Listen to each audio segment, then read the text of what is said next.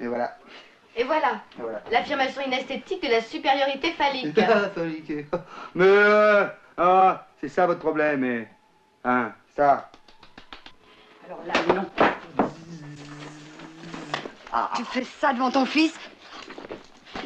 Gérard!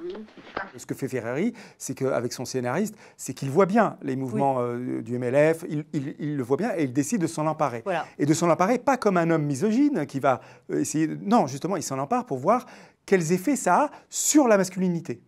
C'est ça qui intéresse Ferreri à ce moment-là. Et effectivement, le cinéma a très bien parlé de ça. C'est ça. Et probablement qu'il parle beaucoup mieux du féminisme dans les années 70 qu'il n'en parle aujourd'hui.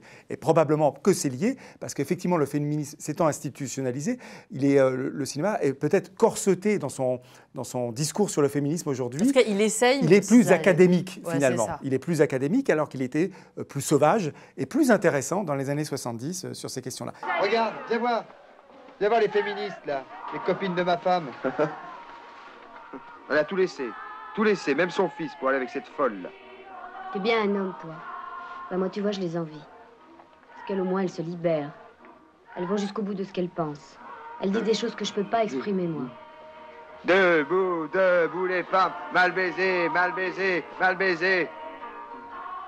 Toutes ces belles paroles pour dire qu'il faut absolument vivre en couple. Mais qu'est-ce que t'en as à foutre du couple? Toi, ce qui t'intéresse, c'est toi. Et Depardieu a été le grand acteur de la masculinité au temps du féminisme dans les années 70, ce qu'on a complètement oublié, alors que ça a été vraiment le représentant de ça. Bah, du coup, aujourd'hui aussi, ça marche toujours. Alors, mais disons que c'est celui qui capte tout le fait qu'il ait la masculinité qui doit descendre de son piédestal. Là, il est déjà descendu de son piédestal dans Ferreri et il est en perdition.